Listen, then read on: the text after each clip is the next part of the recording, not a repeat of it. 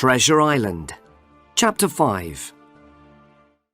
I finally stopped running and saw that I was close to the bottom of one of the small hills. The air was fresher here and the trees were taller. Suddenly, from up the hill, something jumped behind a tree. I did not know if it was a man or an animal, but it looked big and dangerous. I decided to walk back towards the beach, but then I saw him again.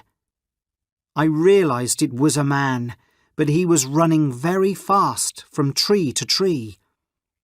I remembered that I had a gun, and this made me feel safer. I decided to walk towards the man. When he saw me walking towards him, to my surprise, he came out from behind the tree and knelt down in front of me. "Who are you?" I asked. "Ben Gunn," he said in a dry voice. "I've not spoken to anyone for 3 years. The man had very long hair and skin that was burned by the sun. His clothes were dirty and made of old sails. "What happened to you?" I asked. "I was left here by a ship," he said. "I've lived on fish and fruit ever since. I dream of eating good food again." "If I can get back to my ship, I'll give you bread and cheese," I said. He began to look worried. "If you can get back to your ship? Why? What's to stop you?" he said. "It isn't a problem with you," I replied. "I'm a good man," he told me. "I'm very rich too," he said in a quiet voice. I began to think that perhaps Ben Gunn was crazy. Ben Gunn saw that I did not believe him. "I am rich, and you can be rich too because you found me," he said. Then he looked worried and said, "You didn't come on Flint's ship, did you?" I realize now that this man could help me. "No, Flint's dead, but some of Flint's crew is on the ship. That is not good for any of us," I told him. "Is there a man with one leg?"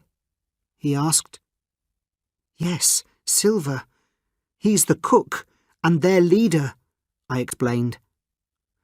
"If you work for Silver, I'm finished," he said. I decided to tell him my story from the start, and he looked very interested. "You're a good boy," he said at the end. "Don't worry, you can trust me.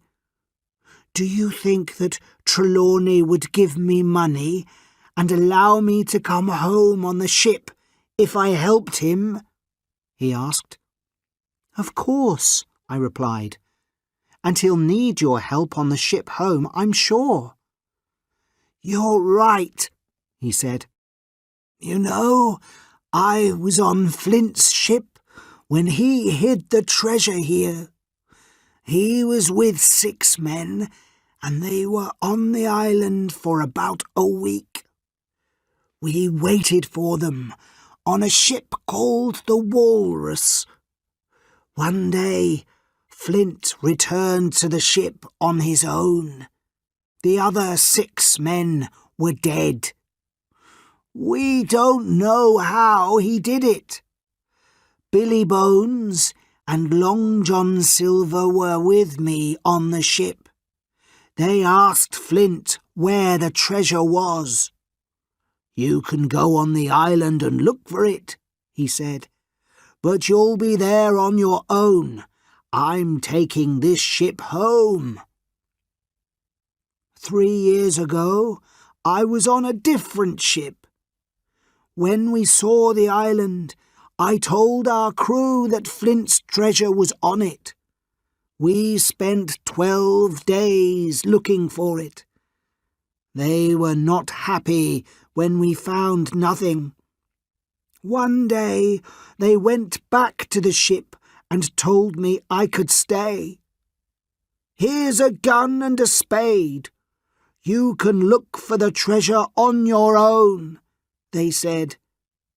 So you tell Trelawney I would prefer to work for a man I can trust like him than with a group of pirates. I'll tell him, but how can I return to my ship from here? I asked him. I have a boat. I made it myself. We could go to the ship when it's dark.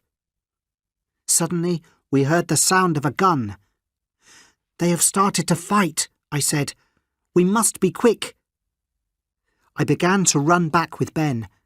He gave me directions and ran easily next to me. We heard more guns. Then I saw a flag flying above some trees.